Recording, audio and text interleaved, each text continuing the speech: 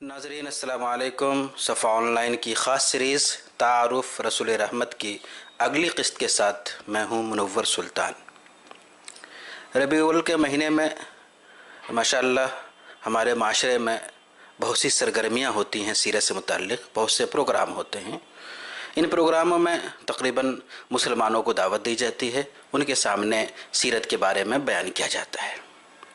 सीरत के हवाले से एक बहुत ज़रूरी काम जिसको आज हमने मौजू बनाया है वो ये है कि जो हमारे बिरादरान वतन हैं, जिनके साथ हमारा उठना बैठना है, हम रहते हैं, चाहे वो पड़ोसी की शक्ल में हो, ऑफिस में हमारे दोस्तों की शक्ल में हो, या फिर कारोबारी मामलात में हमारे पार्टनर की शक्ल में हो, जिस शक्ल में भी हो, हमारा बिरादरान वतन के साथ ख़ासा मामला रहता है, तो हम उनको इस मौके पे किस तरह सीरत तैयबा के नक़ूश से, उसकी तारीख़ से, आप सल्लल्लाहु अलैहि वसल्लम की हयात मुबारका से वाकिफ़ कराएं, ये एक इंतहाई काम है। और तज्ज़िया यही है कि इस जानिब तवज्जो नहीं दी जा रही है। तो आज हम बात करेंगे इसी मौजू पे कि आज के दौर में ख़ास तौर पे इस बात की कितनी ज़रूरत है, और फिर दूसरी अहम बात ये कि अगर कोई इस तरह करना चाहे तो इसका तरीक़ाकार क्या होगा। आज हमारे साथ मौजूद हैं इंतहाई अहम मेहमान, नौजवान आलिम दीन मौलाना कौसर नदवी साहब, जो माशाअल्लाह दावत के मैदान में अच्छा तजर्बा रखते हैं, समाजी कामों से भी आपकी दिलचस्पी है और आप अमली तौर पर इन कामों में शरीक रहते हैं, माशरे को करीब से देखते हैं। आज हम उनसे समझेंगे कि इस बात की कितनी ज़रूरत है कि बिरादरान वतन हिंदू भाइयों तक सीरत की चीज़ को, सीरत के पैगाम को पहुँचाया जाए और उसका तरीक़ा क्या हो। मौलाना, आपका इस्तकबाल है हमारे प्रोग्राम में। इस जो भी मौसम चल रहा है सीरत का, और आप भी बहुत से प्रोग्राम में शरीक हो चुके होंगे और आइंदा होंगे, तो इसके तनाजुर में हम ये जानना चाहेंगे कि बिरादरान वतन तक, गैर मुस्लिम भाइयों तक आम तौर पे सीरत की बातें नहीं पहुंच रही हैं, तो उन तक सीरत की चीज़ों को, सीरत तैयबा की चीज़ों को पहुंचाने की कितनी ज़रूरत है, ख़ास तौर पे आज के दौर में। इस बारे में आप हमारे नाज़रीन को क्या बताना पसंद करेंगे? बिस्मिल्लाहिर्रहमानिर्रहीम। शुक्रिया जनाब मुनव्वर सुल्तान साहब के, आपने एक अहम उन्वान पर मुझे दावत दी और इज़हार ख़याल का मौका इनायत फरमाया।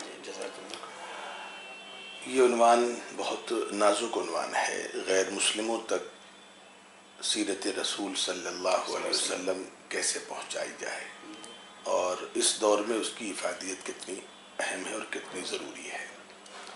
मैं क़ब्ल इसके कि इस मज़मून पर कुछ गुजारिशात रखूँ,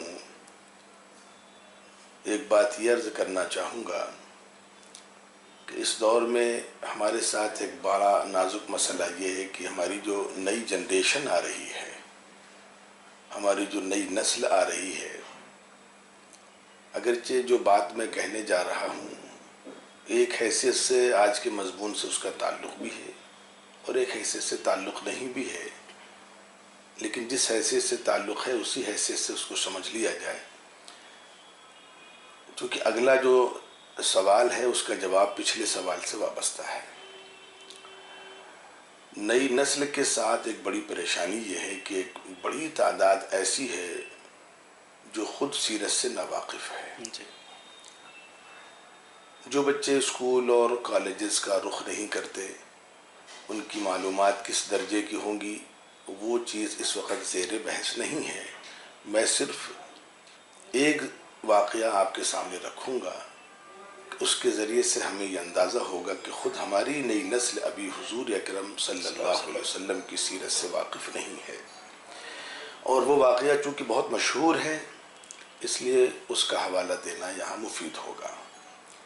आप हज़रात की खिदमत में और आप हज़रात तक हो सकता हो 2-4 महीने पहले सोशल मीडिया के ज़रिए से या अखबारात के ज़रिए से या मुक़र्रिरीन की तकरीरों के ज़रिए से एक बात पहुँची होगी कि टीवी पर एक बड़ा मशहूर प्रोग्राम आता है, कौन बनेगा करोड़पति।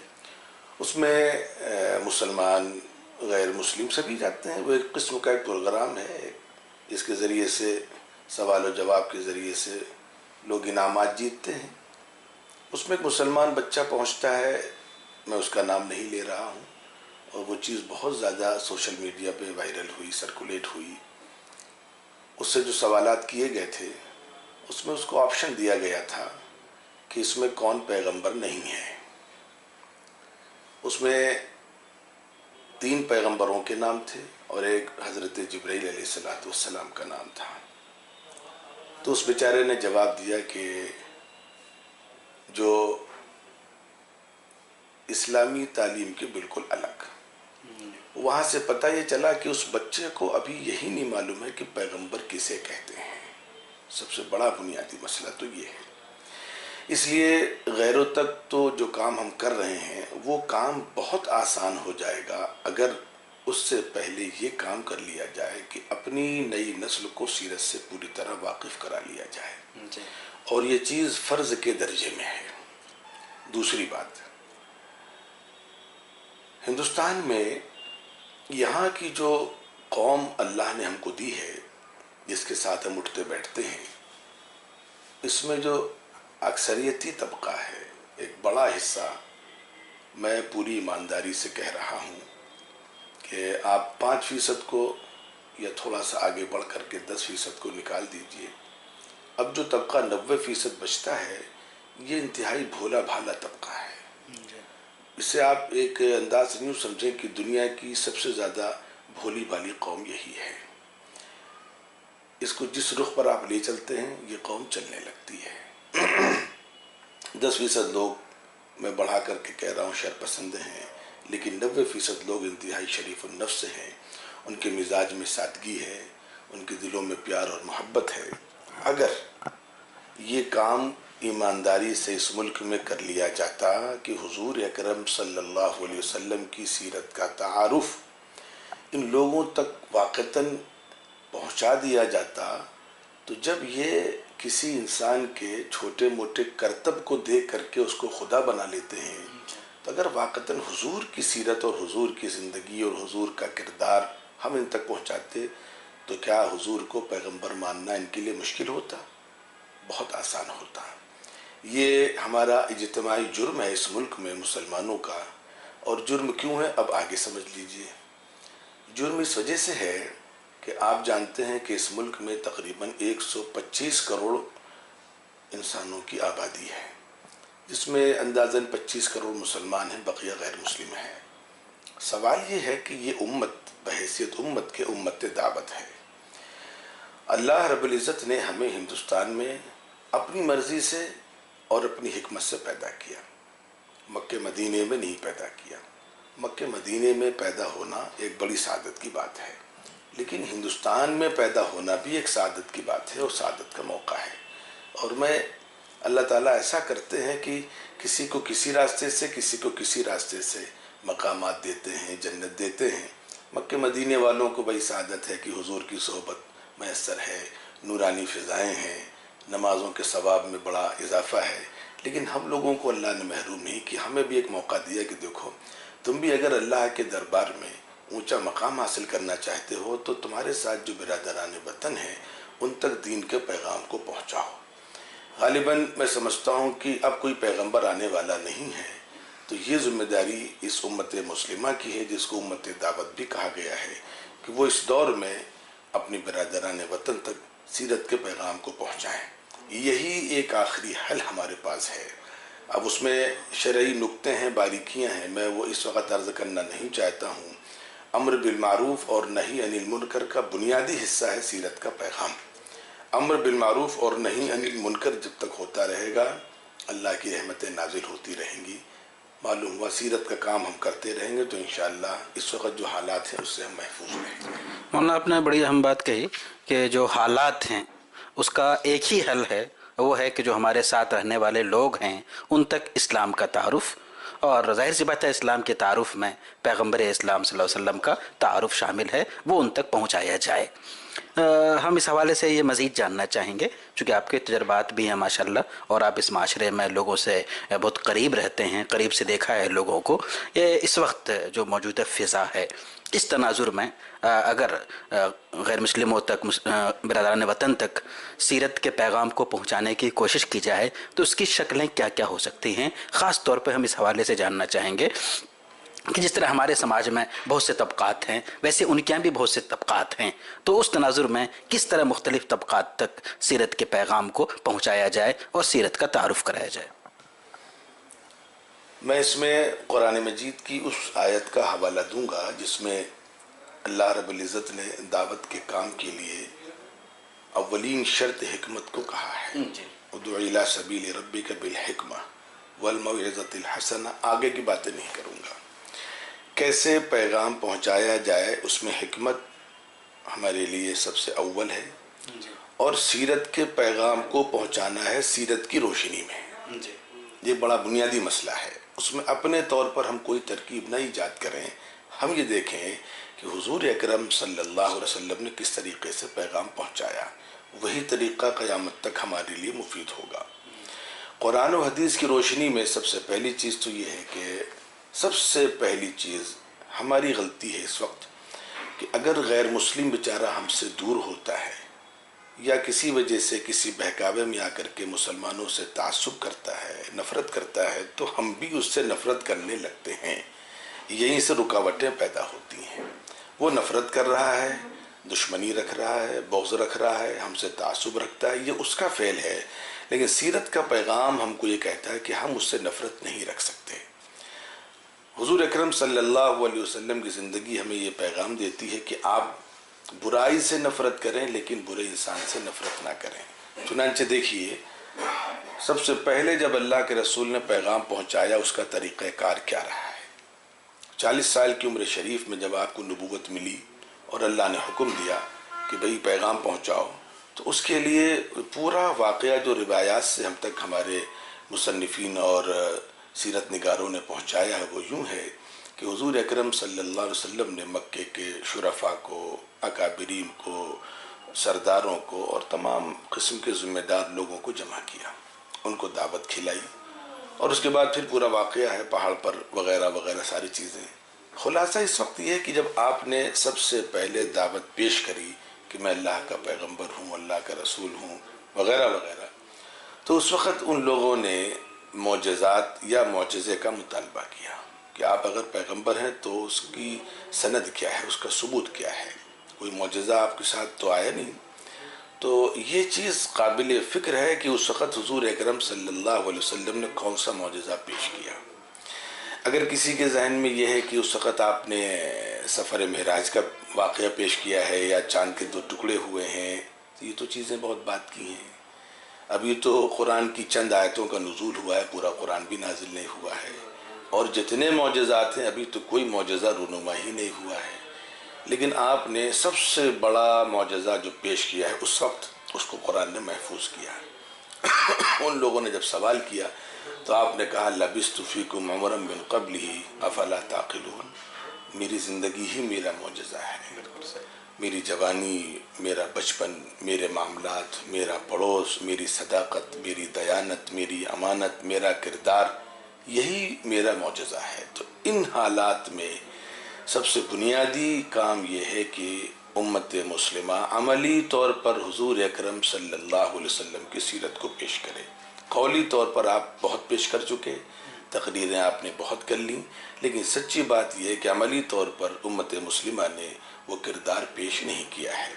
تو پہلی چیز تو یہ ہے کہ دعوت کے کام کو کرنے کا سب سے بڑا اور سب سے اہم اور سب سے اولین طریقہ یہ ہے کہ عملی طور پر ہر شخص دعوت دے، تقریر بالکل نہ کرے۔ اب دعوت دینا، سیرت کا دوسرا طریقہ دیکھیے، سیرت سے ہی سیرت کے پیغام کو پہنچانے کے طریقے ہم کو تلاش کرنے ہیں۔ دوسرا طریقہ کیا ہے؟ دوسرا طریقہ میرے عزیزو اس وقت یہ ہے کہ حضور اکرم صلی اللہ علیہ وسلم نے جو دعوت کا پیغام سنایا ہے، پہنچایا ہے، اس میں آپ دیکھیے کہ وہ ایک بڑھیا ہے، وہ پورا واقعہ مشہور ہے۔ آپ نے اس کی گٹھری اٹھائی اور راستے بھر وہ آپ کو برا بھلا کہتے ہوئے چل رہی ہے، لیکن آپ اس کی پھر بھی خدمت کر رہے ہیں۔ چنانچہ اس وقت خدمت انسانی کا جو کام ہم نے فراموش کر دیا ہے اس کو کرنے کی ضرورت ہے۔ مثال کے طور پر کسی علاقے میں ایک ڈاکٹر ہے، وہ مسلمان ہو، وہ اپنی کلینک سے بیٹھ کر کے، اپنے مکتب سے بیٹھ کر کے اپنا شرعی اور اسلامی اعتبار سے طبی تو طریقہ ہے، اس کا جو سنت، اس کا سنت نبوی کا جو طریقہ ہے اس طریقے پر صرف اپنی وہاں پر ڈاکٹری کرتا رہے، انشاءاللہ دعوت کا کام ہوتا رہے گا۔ میں ایک چھوٹا سا آپ کو واقعہ سناؤں کہ ایک شخص انتہائی غریب وہ ایک ڈاکٹر کے پاس آتا ہے علاج کرانے کے لیے، پتہ چلتا ہے کہ بیماری بہت نازک ہے، وہ پیر پکڑ کر کے رونے لگتا ہے۔ مسلمان ڈاکٹر سے کہا دیکھو ہمارے یہاں پیر پکڑنا منع ہے، ہم سب انسان برابر ہیں۔ اس شخص کو بٹھایا، بتاؤ پریشانی کیا ہے؟ اس نے کہا صاحب میرے پاس پیسے نہیں ہیں۔ اب غیر مسلم تھا وہ۔ اس ڈاکٹر نے کہا ٹھیک ہے جاؤ، تمہارا علاج جب تک بچہ ٹھیک نہ ہو جائے ہمارے یہاں سے مفت میں ہوگا۔ مسلمان ڈاکٹر تھا۔ وہ غریب انسان بیچارہ چلا جاتا ہے، وہاں سے علاج ہوتا رہا تقریباً 1 سال کا عرصہ گزر گیا۔ 1 سال کے عرصے کے بعد جب وہ آتا ہے ڈاکٹر صاحب سے پورا بل مانگتا ہے، ڈاکٹر صاحب نے منع کر دیا کہ بھئی میں نے بل رکھا ہی نہیں تمہارا، میں نے پہلے ہی کہہ دیا تھا۔ تو وہ اس چیز کے ذریعے سے اتنا متاثر ہوتا ہے وہ کہ وہ پورے علاقے میں اس ڈاکٹر کے کردار کو اس انداز سے پہنچاتا ہے کہ گویا کہ وہ ڈاکٹر نہیں بلکہ بھگوان ہے۔ تو اس وقت دوسرا جو میں کہنا چاہوں گا خدمت انسانی کا طریقہ، کہ ہندوستان کی بات میں کر رہا ہوں، ہندوستان میں ہر شخص پریشان ہے۔ لوگ ڈاکٹر سے پریشان ہیں، لوگ اپنے وکیل سے پریشان ہیں، لوگ معاملات میں پریشان ہیں، لیکن مسلمان اگر ایک وکیل ہے، مسلمان اگر ایک ڈاکٹر ہے، مسلمان اگر ایک تاجر ہے، مسلمان اگر ایک افسر ہے، مسلمان اگر ایک ملازم ہے، وہ وہاں پر عملی طور پر سیرت کے کردار کو پیش کرے، ان کے ساتھ انسانی جذبہ اور حضور اکرم صلی اللہ علیہ وسلم کی جو ہدایات ہیں ان کو سامنے رکھ کر کے انشاءاللہ العزیز آپ یقین جانیے کہ دشمن غلام بن جائے گا۔ دشمن کو غلام بنانے کا طریقہ یہی ہے کہ آپ اس کو اخلاق کے ذریعے سے، خدمت کے ذریعے سے اپنا گرویدہ بنائیں۔ لیکن آگے میں مزید 2-3 تجربات آپ کے سامنے رکھنا چاہوں گا، جیسے کہ ہمارے منور بھائی نے فرمایا کہ طبقات الگ الگ ہیں، ہر طبقے کے لیے الگ نظام ہونا چاہیے۔ جیسے ابھی یورپ وغیرہ میں 2-3 کام بہت اچھے وہاں کے لوگوں نے کیے، میں چاہوں گا کہ وہ کام یہاں بھی اگر ہو جائیں۔ جیسے نمبر 1، بعض علاقوں میں وہاں پر انہوں نے مسجدوں میں لیکچرز کا انتظام کیا اور اس کا ایک عنوان دیا وزٹ مائی ماسک۔ تو اس پر ماشاءاللہ ایک اچھی تحریک چلی وہاں پر، ایک اچھی کمپین چلی وہاں پر، اور لوگوں نے مسجدوں میں جا کر کے وہاں ان سے سوالات کیے، اپنے جو اعتراضات تھے، کچھ شکوک و شبہات تھے، وہ وہاں ان کو تسلی بخش جواب دیے گئے۔ تو یہ کام ہندوستان میں مسلمانوں کو کرنا چاہیے۔ نمبر 2، بعض علاقوں میں سڑک کے کنارے اونچی اونچی عمارتوں میں یا نگر نگم کی جو سڑک کے بیچ میں ہورڈنگز ہوتی ہیں، وہاں پر ان لوگوں نے ایک نظام یہ بنایا کہ حضور اکرم صلی اللہ علیہ وسلم کے تعارفی انداز سے کرایا کہ آپ کی جو مشہور ہدایات ہیں اور انسانیت کے ناطے سے آپ کی جو تعلیمات ہیں ان کے چھوٹے چھوٹے کوٹیشنز وہاں پر لکھے۔ جیسے کہ ایک علاقے کا بڑا مشہور نظام تھا، بہت بڑے سائز میں انہوں نے لکھا پروفٹ آف پیس، بس صرف اتنا لکھا اور نیچے محمد صلی اللہ علیہ وسلم لکھ دیا۔ پھر نیچے کچھ کانٹیکٹ نمبر دے دیے گئے۔ اب لوگ آ رہے ہیں جا رہے ہیں، آ رہے ہیں جا رہے ہیں، نظر پڑ رہی ہے، دیکھ رہے ہیں، تو نیچے کانٹیکٹ نمبر دیے گئے تھے۔ بہت سے لوگوں نے رابطے کیے، کتابیں منگائیں، اور اللہ کا شکر اس کے ذریعے سے ایک اچھا پیغام پہنچا۔ ایک اور تجربہ جرمنی کا ہے جو بہت اچھا تجربہ ہے۔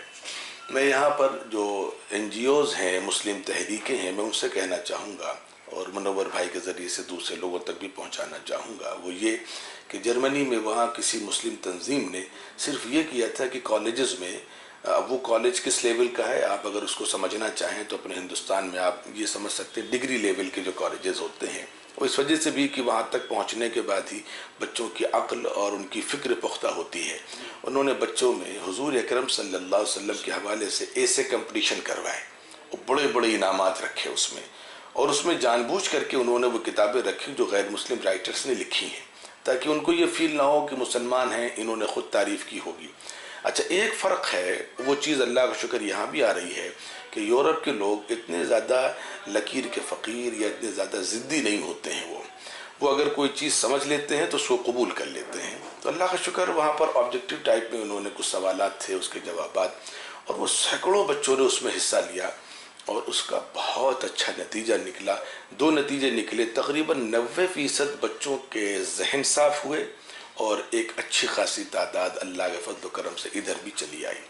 تو اگر اسکولوں میں ایسے کمپٹیشن کیے جائیں، مساجد میں وزٹ مائی ماسک کے پروگرام کیے جائیں، سڑک کے کنارے اگر ہورڈنگس لگائے جائیں، اور اس کے علاوہ یتیم خانوں میں، اسپتالوں میں، وردہ آشرم میں، چوراہوں پر، پولیس اسٹیشن میں جا کر کے اگر ان دنوں میں ہم کچھ ان کی مدد کر دیں، تحفہ دے دیں، صرف دعوت کا پیغام یہ نہیں کہ تقریر کریں جا کر کے، پھل ہم نے بانٹ دی وہاں پر، ساتھ میں اسلامی لٹریچر تقسیم کر دیا، پانی کی بوتلیں ہم نے بانٹ دی وہاں پر، تو انشاءاللہ العزیز ان چیزوں کے ذریعے سے وہ اثرات ان پر مرتب ہوں گے، اور جو کام ہندوستان کے مسلمانوں نے ایک مجرمانہ غفلت کی وجہ سے اب تک فراموش کر رکھا ہے، انشاءاللہ العزیز وہ کام ہوگا، اور اس کے ذریعے سے انشاءاللہ انقلاب آئے گا۔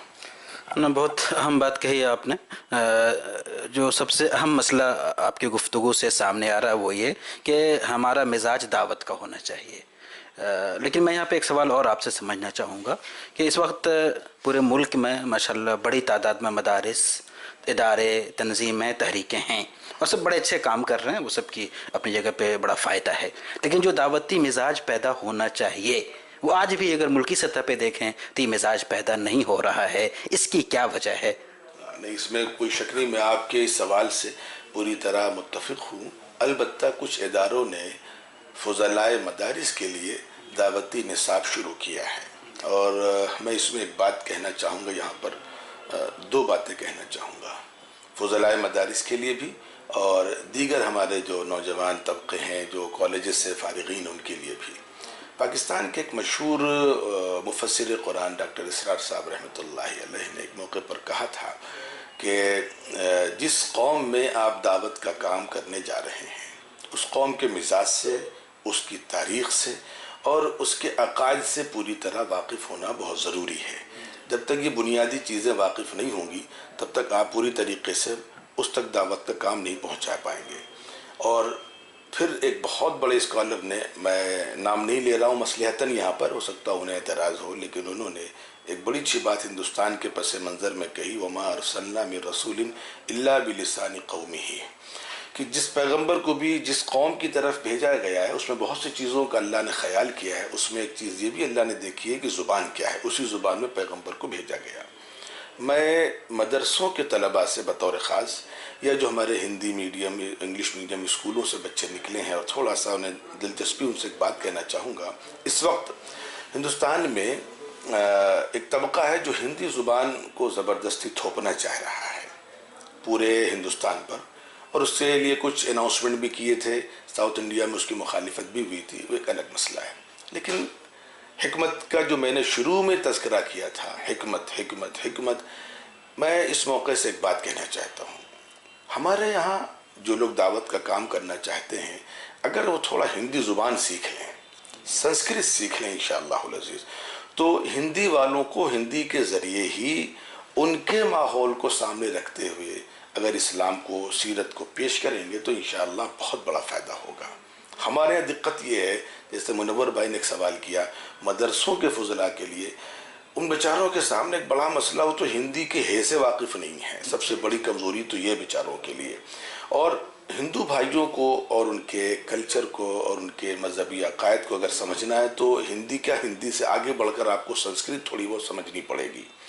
اگر یہ کام کسی حد تک بعض اداروں نے اپنے ہاں شروع کیا ہے، لیکن اگر اس کو بڑے پیمانے پر شروع کیا جائے اور اس میں مدرسوں کے علاوہ، میں جہاں تک سمجھتا ہوں کہ مدرسوں کے مقابلے میں اس میں ہمارے مسلم بچے، وہ جو غیر مدرسوں سے علاوہ جو تعلیم حاصل کر رہے ہیں کالجز میں، وہ زیادہ مفید ہو سکتے ہیں۔ اس کی بنیادی وجہ یہ ہے کہ ہمارا غیر مسلموں سے رابطہ اتنا زیادہ نہیں ہو پاتا جتنا ان کا ہوتا ہے۔ کالج میں پڑھ رہے ہیں، نوکری کر رہے ہیں، سفر کر رہے ہیں، کاروبار کر رہے ہیں، ہماری زندگی تو مسجد مدرسے تک محدود ہے، وہ غیر مسلم بیچارہ نہیں پہنچ پاتا ہے۔